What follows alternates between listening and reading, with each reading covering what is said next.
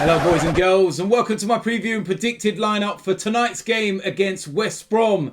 First game of 2021 and the first video of 2021.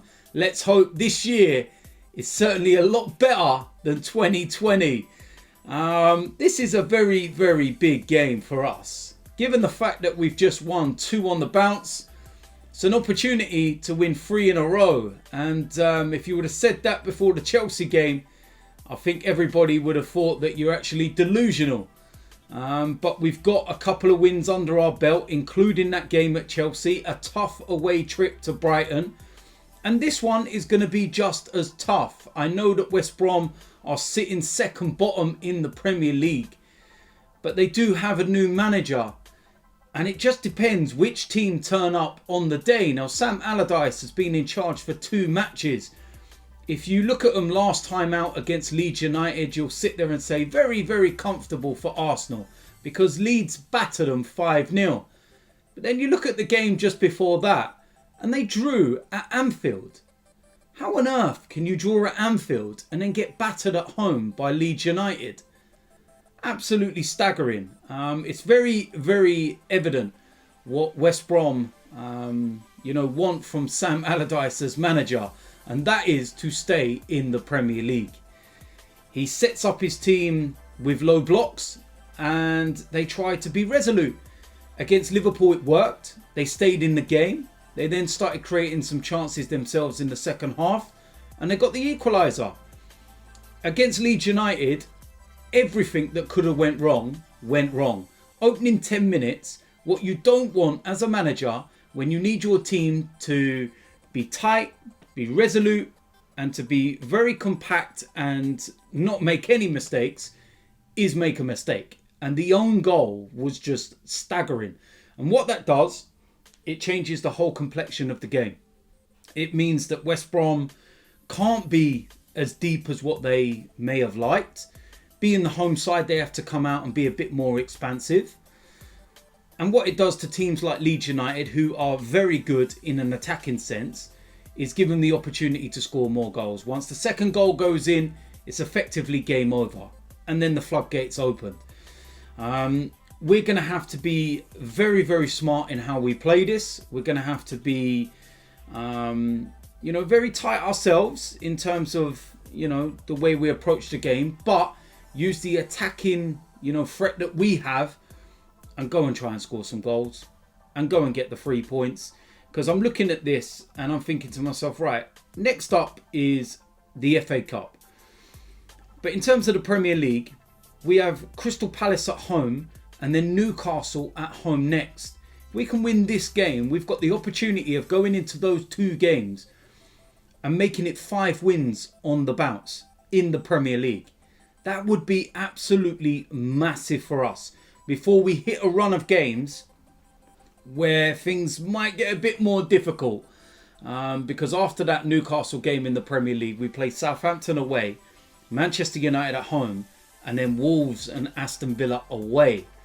And then after that is when the Europa League starts again in February and everything else. But it's a big opportunity. Massive, massive opportunity. And the players should be full of confidence right now. In terms of the team lineup, I will get into that in a second, but I would make a couple of changes, just very slight changes, and I will go into them in detail as to why I would make those changes, but I wouldn't go with wholesale changes. I know we've had a load of games thick and fast at the moment because of the Christmas period, but we've got a week off now after this game until the FA Cup, and that will be a game, although we do have to take it seriously, we are the holders of the cup, we can change things around a little bit more before we then go into the Premier League games against Palace and Newcastle. So I'm not looking at this and thinking, you know what, we need to make changes because players have played against Chelsea and Brighton, etc, etc. There's a couple I'll make and I'll explain why, but overall I will go with pretty much the same side, I think. And as usual, you can let me know in the comment section whether you agree or disagree. So we're going to go and get into the lineup. Starting off in goal, Leno. Do I even need to explain why? he could be injured and I still wouldn't want Runarsson in goal. Let's be real about it. Bernd Leno, absolutely no issues at all. In terms of the formation as well, by the way, we're going to stick with what we've been doing the last couple of games, which is a 4-2-3-1.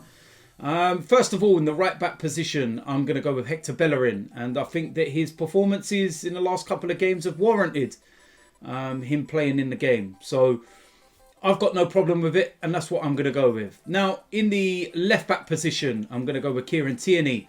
Of course, Kolasinac is no longer an Arsenal player. He's gone back to Schalke on loan at least for 6 months. So the only option we do have is Kieran Tierney. I feel we may change, things around in the FA Cup game, but for this, nah, no problems, and I'm not going to make any changes at all. Now, in the centre defence, first of all, on the right-hand side, I'm going to go with Rob Holding. Mustafi, no. David Luiz is back from his illness, no. William Saliba, obviously, has not been in contention or played at all this season, so he's not going to be in there. And yeah, I think this is a pretty straightforward one for me. He's been good the last few games, so why change things? Alongside him, Pablo Mari, and the only other alternative to him would be Gabriel, because I believe that Mikel Arteta does like this whole left and right-footed balance with the centre-backs. But Gabriel, of course, is still isolating from having COVID, so he's not going to be involved. And Pablo Mari over the last couple of games has been really, really good. So again, why change what's been working? I keep it the same. Going to move into the midfield. First of all, Granit Xhaka. And again, last couple of games, he's been really good since he's been returned from, suspension. And no problems at all, to be honest with you. I will keep him in there.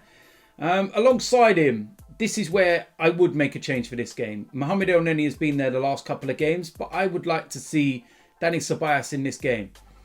I feel that Mohamed Elneny, although he's done okay in the last couple of games, there's been some moments where you're thinking, that's just not good enough. And this is where I would freshen it up just a tiny bit.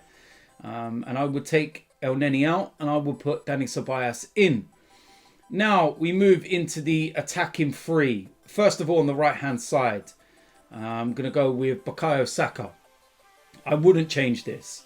I feel that he will get his rest against Newcastle in the FA Cup.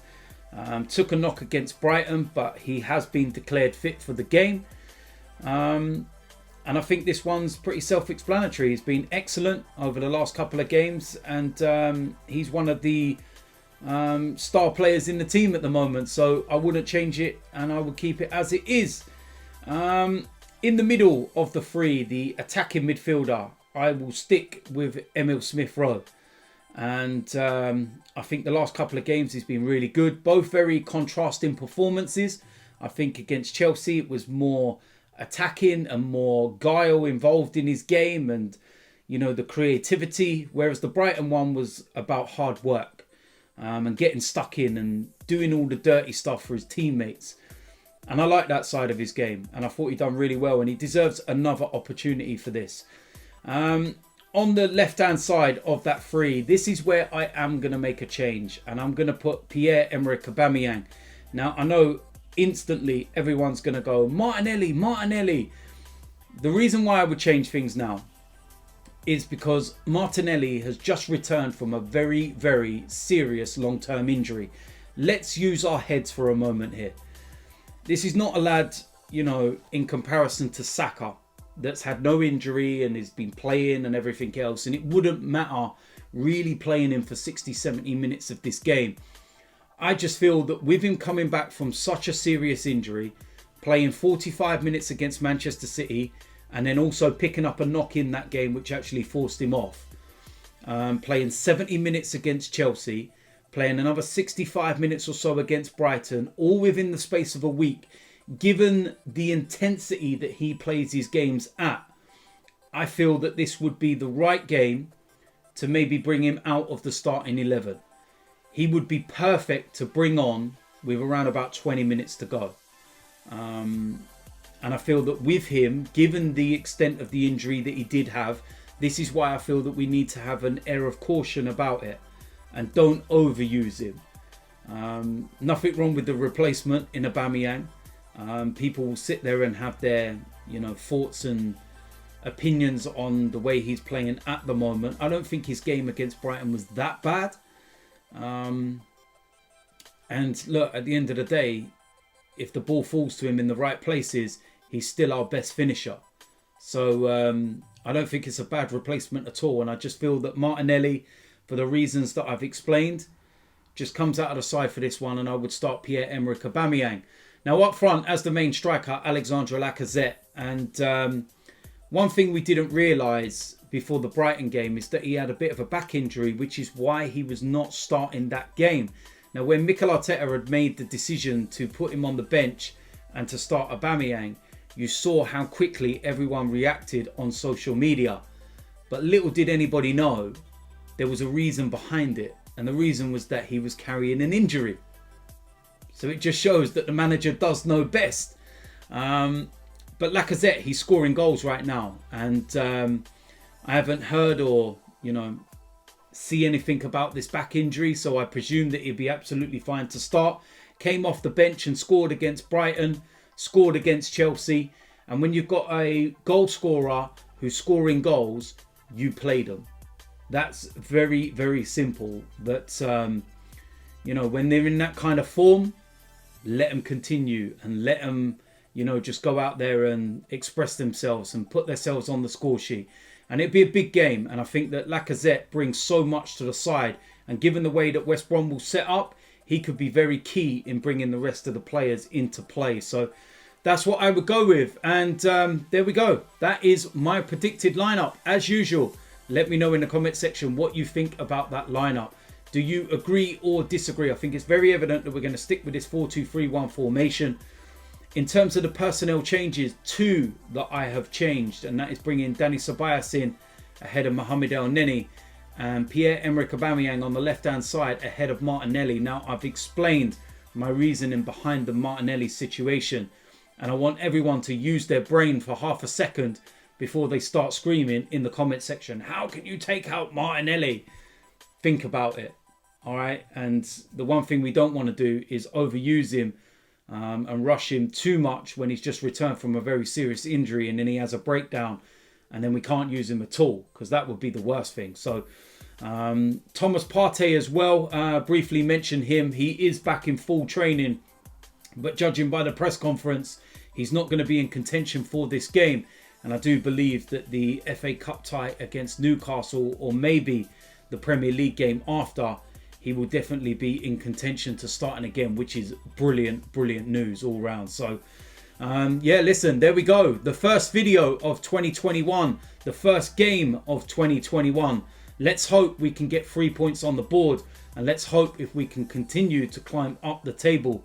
If you're new around here, hit the subscribe button, smash a like on this video, and I will see you a lot soon. I'm out of here.